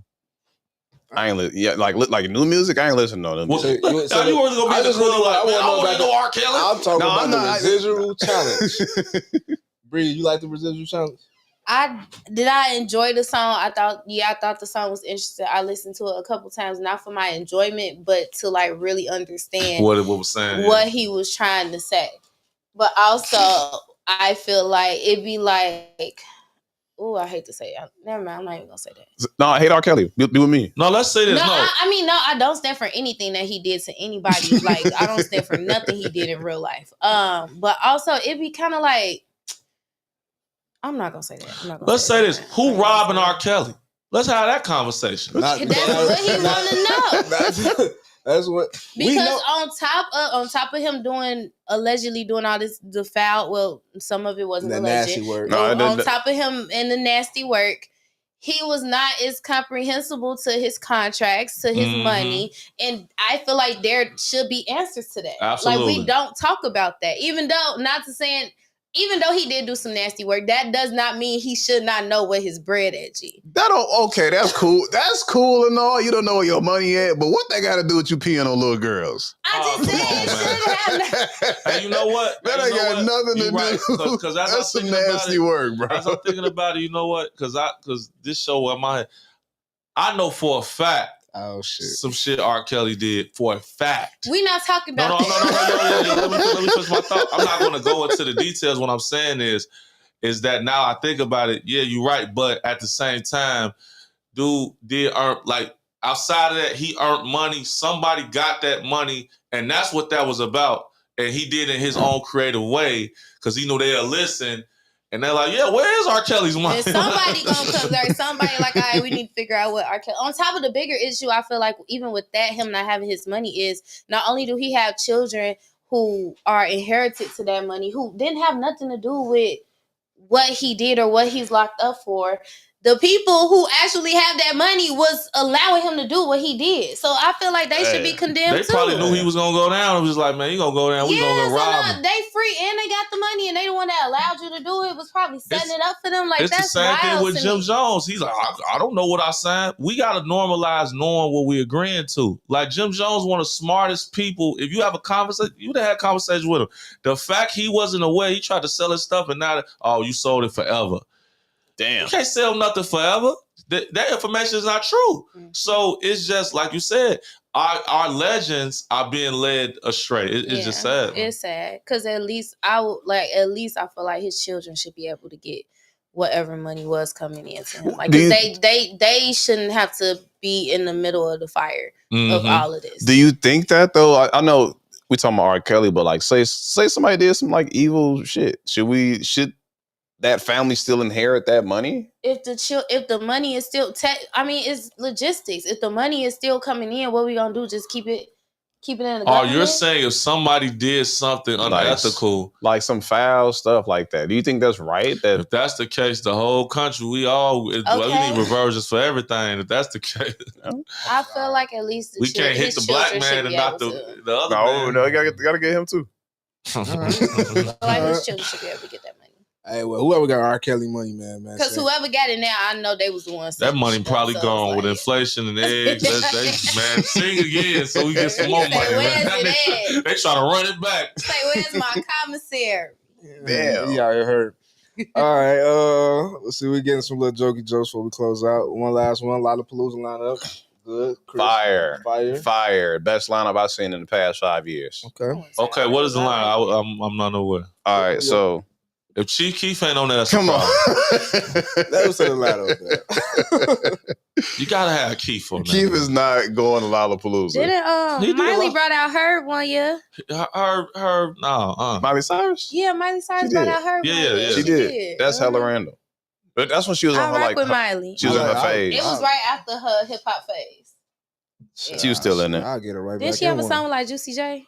She did. Yeah. Juicy J. Jordans. Yeah, she had the little leotard on the video. Jordans. Yeah, I remember that. I gotta say something. I'm just not really happy with the state of Chicago hip hop right now. Cause there's no way in heck that I didn't know about the Saba project. And you saying the way you talk is really a transformative project. Had a listening party. And I didn't see nobody posted, nobody talk about. I'm talking about from our side, from the out, necessarily, obviously you guys support everything. But I remember maybe like 5-10 years ago, we always supporting everybody. Everybody's posting each other's projects, and everybody's in that little fiefdom now. It's like, okay, my guys, nobody's supporting like that. I really don't like that. And then now the biggest acts that we have in the city, they ain't dealing with each other. We just not really cohesive. Yeah. It's trash. And I feel like back in our era, you didn't really necessarily have to pay for people to support you. Now everybody want to get paid. Like everybody want like $50. Everybody want like $100. Yeah, them eggs is happening. Support you. And they also feel like that's the only way that we can support you is by putting you on our social media. People not thinking like outside the box no more. That's why I want to salute y'all, because that list is literally the only love cohesively that everybody gets, kind of league wide. We don't have one festival that everybody go do. I'm just saying, like, it don't happen. I mean, everything is quote unquote political. We need a word fest. What's the word fest? I ain't gonna lie, word for something like that would be amazing. That printed, it was here. I presented it. That's how I didn't made all that money. It needs to be that because it's no cohesive spot where all these people could come. You're gonna keep having these people not being added on. It's no way in heck right now after the year that Chief Keef had, he not on that festival. He done cleaned up he ain't really in the problems no more. So none of that stuff. I mean, I don't know if it's some history like that, but if anybody deserved to be on that stage, it's him. Chief Keef. Lollapalooza though? Man, listen, Chief Keef. I think they enjoyed Chief Keef over Dolce. Oh my God! Here comes that. Chicago. She's a star. In Chicago? Yes. No, they wouldn't. They wouldn't. Oh, but Sabrina. We talking about the white sexy red. Apparently, we talking about the Lollapalooza crowd. We ain't talking about the Summer Smash crowd. That's like the theme out here. That sexy red's white twin sister. She's like the Barbie sexy red. And all she doing is running that Britney Spears playbook from '99. No, for sure. Without all the dance moves. Yeah, like look. Send me her page. She got cheeks. She got cheeks. It's crazy. According to that bell curve we grading on, she nice. But Chief Keef deserved to be up there, man. It's no way, like right now. That would have been historic, I feel like. I would have rather seen Chief over A$AP Rocky. Even Chance the rapper, I know that y'all don't support Brother Chance no more. I would have. Chance puts on a great show though. Chance is one of the most amazing. His last Lollapalooza, he had Chance that joint packed. But that's the problem. Like, why don't they support Chance like that? He from 79, so Maybe, I'm with Chance 100%. What if Chance? Yeah, Chance ain't putting no music out. But that's on Chance. I want Chris to kind of go more so on the lineup, trying to highlight the ones on the lineup because it is some artists. We talk about cohesiveness. It is some artists from the crib that we can't highlight too. That's gonna be on. It's a few artists from there. All right, so we're gonna go with the headliners first. All right, so we got Olivia Rodrigo, Yay. pop artist, Tyler the Creator, Sabrina Carpenter, Rufus Du Sol. I don't know. I think it's a DJ duo or something. Luke Combs. I like Luke Combs. I like him. He nice. Twice is a K-pop group. Big. A$AP Rocky, Korn, Gracie Abrams. A$AP Rocky. A$AP Rocky. I love Rocky, but it's like, what? Yeah, all right. What you from? All right, wait, hold Rocky, on. my dog. I love Rocky. Wait. Hey, look, you talking to one of the only people that had a relationship with A$AP Yams. Man. R.I.P. Yeah, that's my dog. R.I.P. my brother Yams. He was one of the first to support us. So I'm not no Rocky slander. No but Rocky come slander. Come on, G. Rocky also just did Rolling Loud. He just did Rolling Loud. Man, okay, I ain't gonna hate on Rocky is a stop, but come on, bro. They just want Rihanna to pull up. You know what? And that's what it be. And that's she what be it be. She was at Rolling Loud. She gonna be at Jay-Z and her to the Beyonce. Because she was at Summer Smash. Wait. She was at Summer Smash. Do y'all not think A$AP Rocky is that big? When they A$AP Rocky ability to rap when is terrible. Blink-182. I know Rocky go trip. Travis I Scott love you, here. Rocky. You're not it. When Travis Scott was it's here like for two different Lollapalooza. conversations going on. Kylie was here. Kylie was here. Kylie was here. So yeah, that's what that is. It's a draw. It's just a draw. The best rapper A$AP Mob was Ferg, man. Period. Nah. A$AP Rocky was Rocky. No, all right, so don't get me wrong. Right? I feel you though. A$AP Rocky lyrically, is he the best rapper? No. A$AP Rocky, I don't think A$AP Rocky make music to Rocky be is like a cultural icon. Exactly. Yeah, for sure. But I'm not paying no money to see that nigga on stage. That's my man. Rocky, but he gonna treat me. But I'm just being real. Bro, like, I don't want to look at you up there for 2 hours. What? Look, it's not happening, Calvin. I'd rather see Polo G up there than some A$AP Rocky. Now you tripping. I would love you said Polo. G. We talking about somebody. Listen, that spot could be removed. He could just be up there and have somebody up there. He'll tell you, man, you know what, put Keith up there. I'm going to just be out there looking good. Because that's when dude is an icon. He should bring Keith or somebody else. Bring somebody from the crib out. You already played Fashion Killer so many times. No, exactly. Because I don't know no other. Besides, I Love Bad, that's his song? Yeah. That's 2 Chainz up there, First, man. That's 2 Chainz song? No, that's A$AP Rocky's song. That's A$AP Rocky's song. That's Rocky's song. Chainz and Drake, though. Ian Kendrick on that song, too, right? Man. He not performing that, though. He don't even perform that song no They more. could bump A$AP Rocky for Larry June and they'll rock it out. Wow, you tripping. You tripping. Bro, you gonna tell me that A$AP Rocky is a better artist than Larry June? Yes, he is. You out your mind, on bro. every level. Bro, on every you gonna Larry sit June? here. I love you. You're gonna sit here with your brilliance that you have. Y'all is not finna. And you gonna talk about A$AP Rocky is a better artist. We're not talking about wearing them Balenciaga calf muscle shoes. We ain't talking about fashion. I'm saying Larry June will wipe the floor with my brother Rock. I love you. In what way? In what you said? First of all, Larry June is more cooler. Stop it. Stop, bro. Chris close out this tape. I'm sorry. There are more regular people in the world than dudes wearing Givenchy boots, bro. I'm just being. No, but that's just Larry June is like a regular guy. Like he's just super chill. Somebody you can walk around. You can see him in the neighborhood. Type cool. And it's more of them, right? A$AP Rocky is more like super eccentric. You gonna see him wearing some crazy shit. Who wear a goat tie on? It's not happening, man. It's fly though. The goat tie is fly. The goat skin tie is nice, but it's like people like more realism. You're not finna disrespect Rocky on that level though. That's crazy. But like, so let me get a few more people that's on this line from Chicago. Give out flowers. Come on. Oh yeah. All right. So besides that, we got Raven Lene. She gonna be there at Lollapalooza. Shout out to Raven. That's one Chicago person, right? Yes. Then we got Star Bands. She'll be there. Star. And then we'll have Kai Crusade. Shout out to Kai. They got Star Bands. I love Star. That's the hip hop not too much on Star. No Star slander in this room. It's not too much on Star.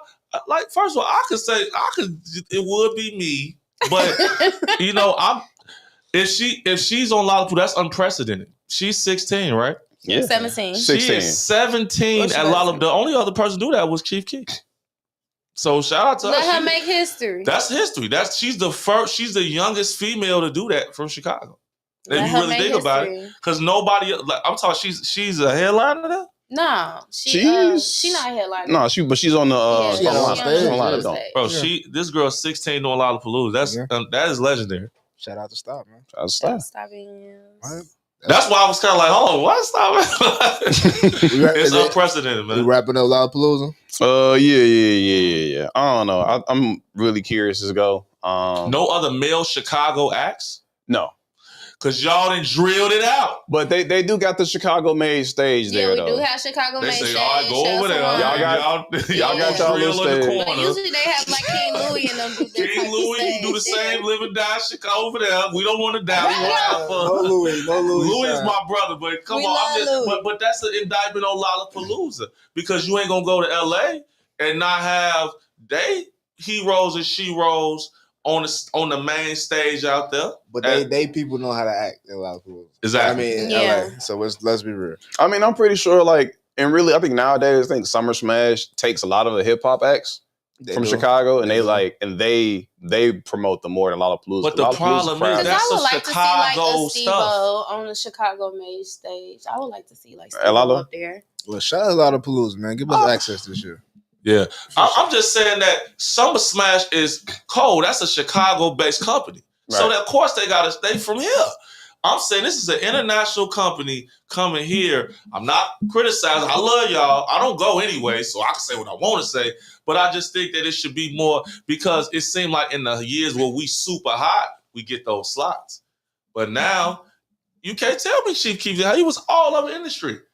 I tell you this: if Lil Durk was out there, gave the Lil Durk. He did Lollapalooza before, didn't he? He did Summer Smash. Yeah, he did Summer Smash. I don't think. If I'm gonna be honest with you, outside of the names they named that's getting a lower tier, I don't think there's outside of Keith. I don't think there's no other Chicago artist that would have qualified. That did both. That's right now. That's hot right now. Outside of her, I don't see nobody else that's right now that's qualified to do. Not qualified, but I would be like, yo, they're doing Lollapalooza. I'm coming for them. Because ain't nobody really active, I can't even say her because he was recording a lot. I would love to see Tink. I feel like Tink deserves for sure. Tink deserves to be. Tink, if Raylan Nate could be up there, Tink definitely deserves to be. That's not to know that, but that's not to down nobody. That's just to say like the year that Tink had, like she sold at the United Center. She been putting out projects. She got big features on some of her latest projects. She went on tour with Janae Aiko. She deserves to be on the. It's funny. I got a Tink's new single with T Grizzly. It's called Bed.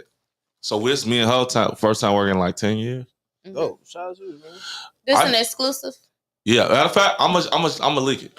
I like T Grizzly when he talk about yeah, it was more girly. It was lit. Girl tracks. Shout out to Mickey Halston. He put that together. I got a Tink and Nipsey Hussle record. That's we actually premiered on What's the Word years ago.